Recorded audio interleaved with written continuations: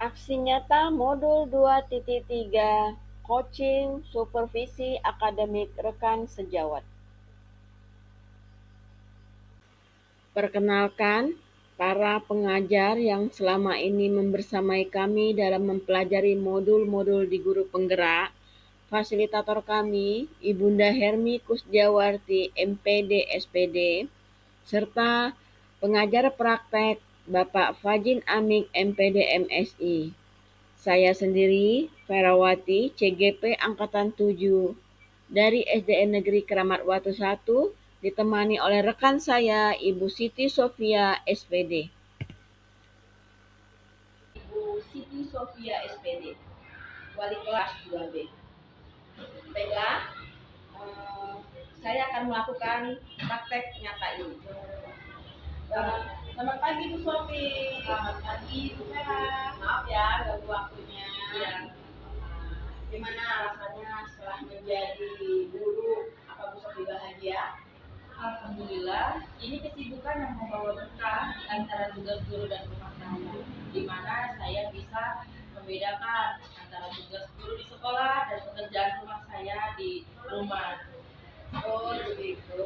Iya. Nah, di sini saya ingin menyampaikan tujuan dari supervisi ini, yaitu saya ingin tahu bagaimana sih kita dapat mengetahui dan memperbaiki diri terhadap kualitas dan mutu pembelajaran kita di kelas. Jadi di sini saya ingin mengetahui kemampuan guru-guru saya dalam kompetensinya dalam pembelajaran di kelas. Nah, baiklah, kita mulai ya Bu Sofi ya. Siap. Bagaimana perasaan Bu Sofi ketika tahu bahwa saya akan melakukan supervisi akademik di kelas? Dan hal baik apa yang Ibu Sofi harapkan dari kegiatan supervisi ini? Kalau saya sangat diwawancarai untuk supervisi ini sedikit agak kagok, cemas juga iya, karena untuk pertama kalinya saya diwawancarai seperti ini ya, acara ini, dan juga ini pengalaman pribadi saya, pengalaman pertama pribadi saya untuk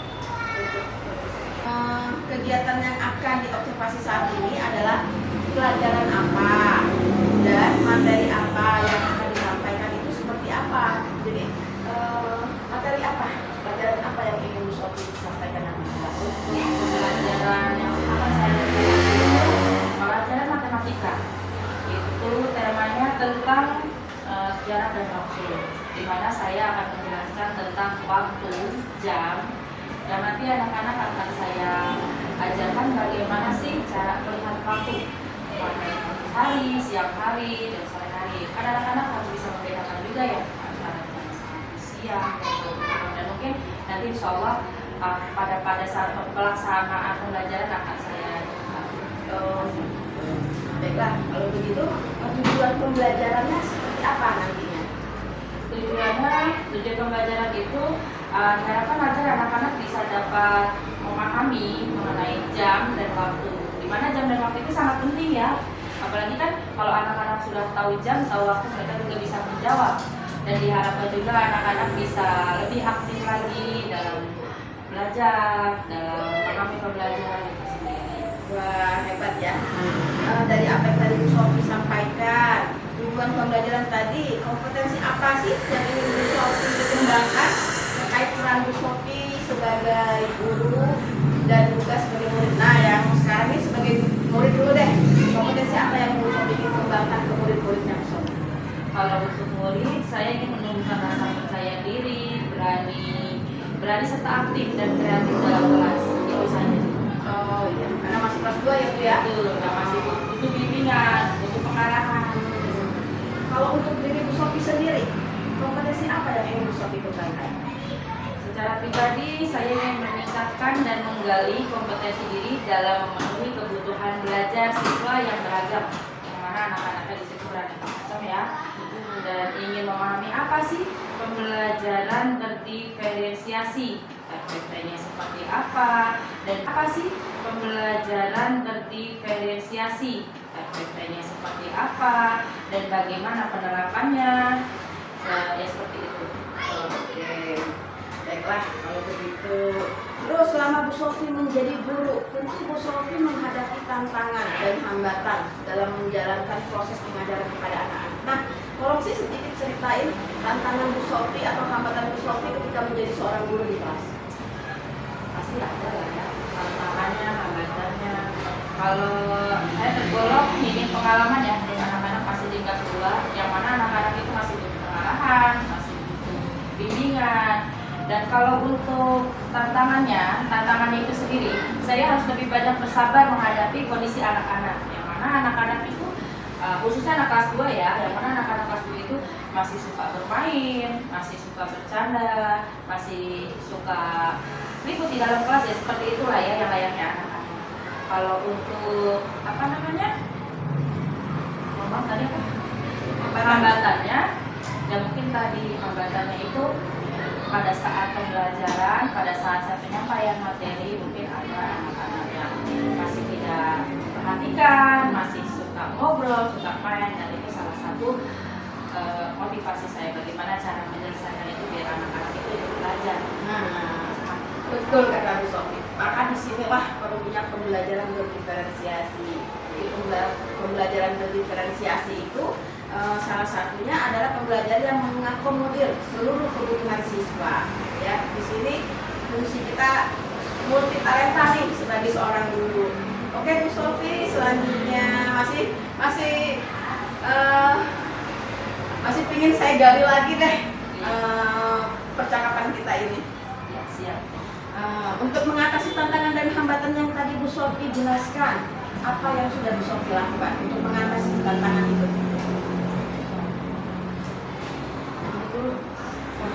Tentu saja saya harus siapkan atau mengedepankan kecintaan saya pada anak-anak terlebih dahulu, karena dibutuhkan kesabaran, yang mana anak-anak kelas 2 itu memang harus betul-betul butuh ekstra ya dalam belajar, dalam melakukan segala sesuatu. Memang anak-anak kelas 2 itu yang tadi saya sampaikan betul-betul butuh bimbingan, butuh arah. Assalamualaikum warahmatullahi wabarakatuh. Perkenalkan, saya Ferawati dari SDN Negeri Keramat Batu 1 akan memberikan sedikit penjelasan tentang pembelajaran berdiferensiasi kepada rekan sejawat saya, Ibu Siti Sofi. Oke, baiklah, kita mulai aja ya sesi ini.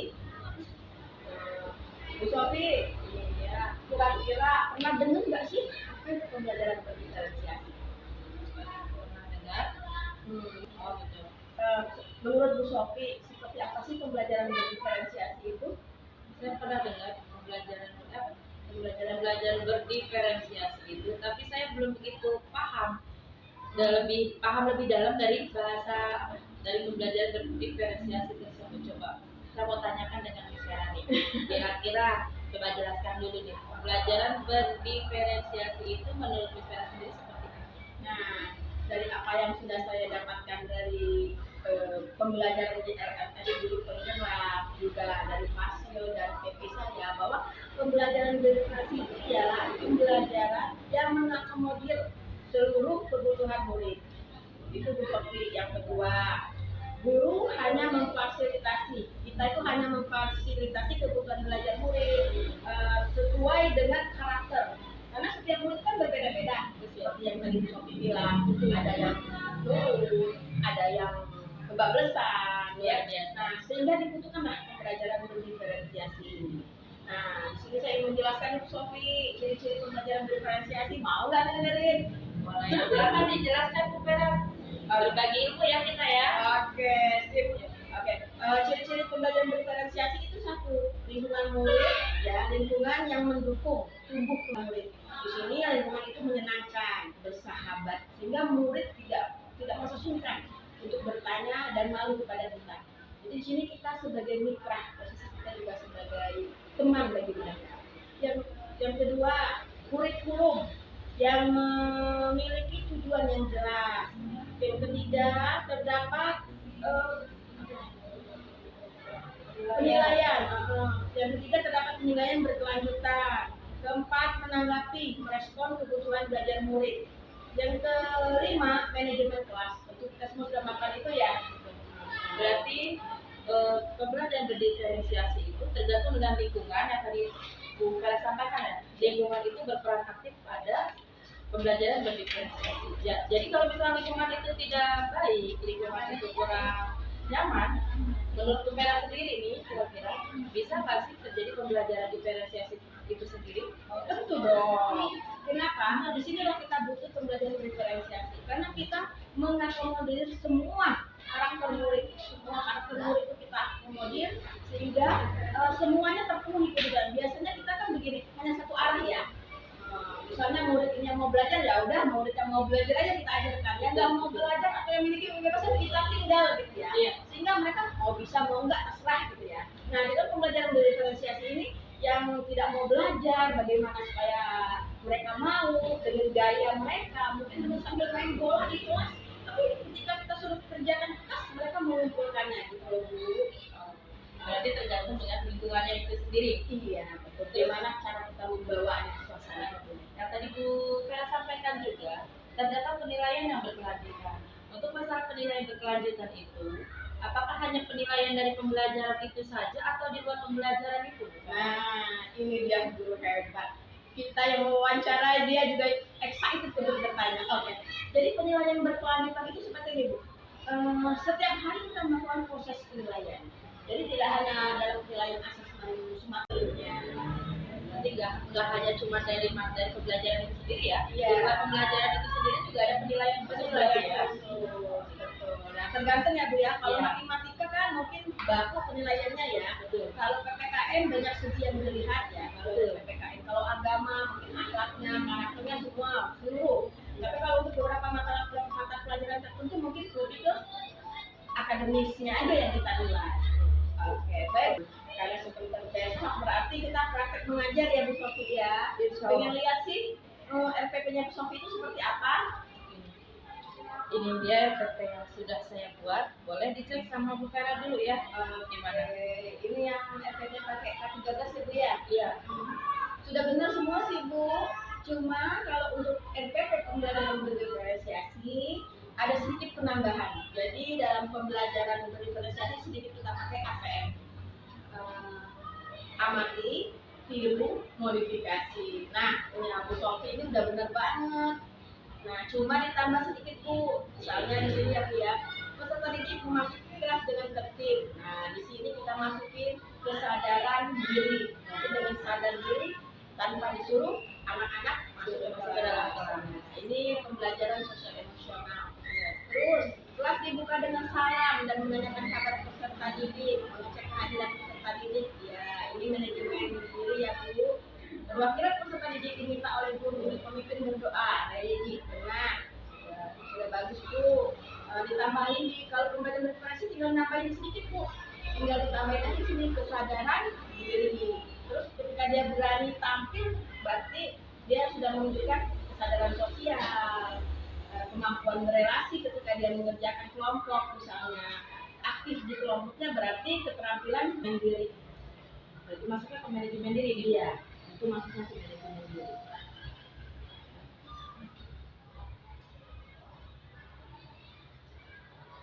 Selanjutnya, peserta didik melakukan tanya jawab ya terkait materi yang disampaikan. Oke, ini kesadaran diri Karena dia berani menjawab pertanyaan atau bagaimana? ya, berani menjawab dan ketika dia akan tanya jawab ya, dia berani menjawab terus mungkin ada teman yang membantu memberikan jawaban sepengetahuannya dia, sepemahaman dia. Berarti sini masuk kesadaran diri, Kesadaran diri. iya. Masuk kita kayaknya keterampilan berelasi deh. Ini trik keterampilan berelasi. Karena ada tanya jawab, ada interaksi antara anak-anak ya. Keterampilan berelasi.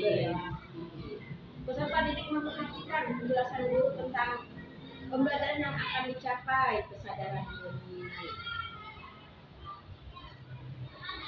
Oke, kayaknya sudah lengkap semua sih Bu Sofi ya. Ya. Tinggal nanti tampil buat persiapan di kelas. Oke, RPP-nya sangat bagus Bu Sofi, luar biasa. Terima kasih. Terima kasih bisa.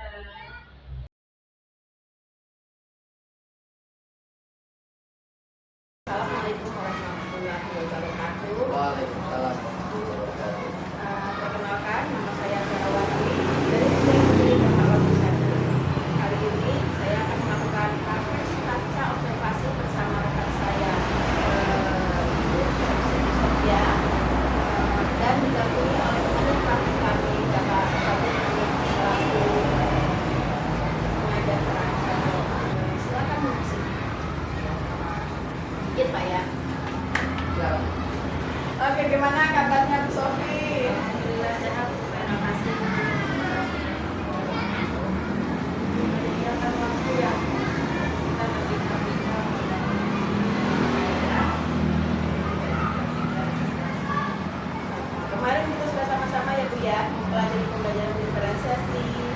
bagaimana MPC-nya, terus bagaimana pelaksanaannya di dalam kelas. Nah, dari apa yang sudah saya amati dalam proses pembelajaran kemarin, yang Bu Sofi sudah lakukan, alhamdulillah sudah sangat luar biasa. Terima kasih Bu Sofi yang sebetulnya. Nah, di sini saya ingin menyampaikan tujuan dan pasca observasi kemarin setelah apa yang sudah saya amati, dan merefleksikan apa pembelajaran yang sudah Bu Sofi lakukan di dalam kelas sudah berpihak pada anak. Dari tujuan pembelajaran yang dibuat, apakah sudah tercapai?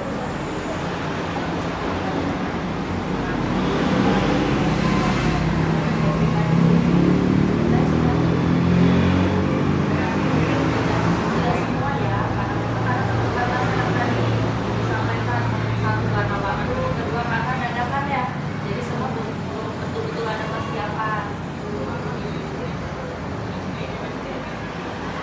Terus kalau dari apa yang sudah saya amati, betul kata Bu Sofi, anak-anak sudah terlihat aktif, keberanian, dan mampu menyampaikan serta keinginan tahu anak-anak yang sudah melihat. Sudah tersampaikan ya Bu ya. Hal yang menurut Bu Sofi baik ya. Hal yang menurut saya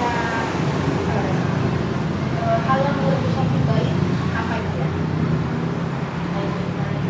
Baik dalam pembelajaran kelas ini dan sudah baik Bu Sofi lakukan dalam pembelajaran dan melihat pembelajaran di medsos karena kita saksikan untuk kita sebagai bahan acuan kita untuk menggali kemampuan kita dalam mempraktekkan banyak ya dia nggak harus di satu arah kita belajar.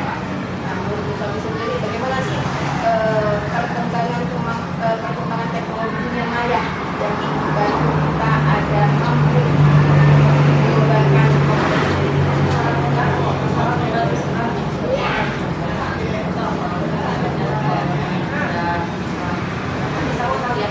Iya, bisa belajar dari YouTube, bisa lihat dari YouTube, dan semuanya main-main di HP aja, tapi kan ada cara belajar juga di situ kan. Dan sepertinya memang lebih terbantu sih semenjak ada apa namanya digital. baik Bu Sofi dari channel ke depan dan waktu yang akan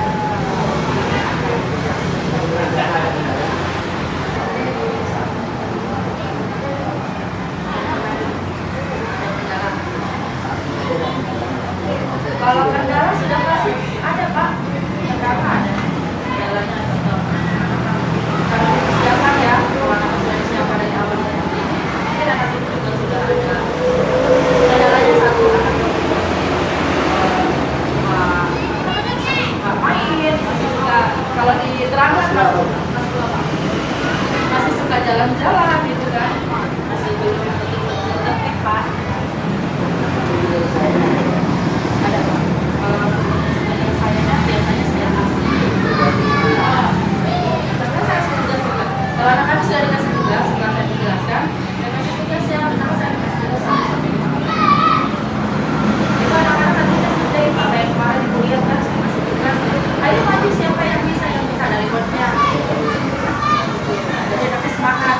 Saya itu seperti itu. Demikianlah rangkaian proses kegiatan aksi nyata yang kami buat bersama rekan sejawat dalam mempraktekkan kegiatan supervisi akademik dalam pembelajaran dengan menggunakan paradigma berpikir coaching. Sekian dan terima kasih. Semoga bermanfaat untuk kita semua.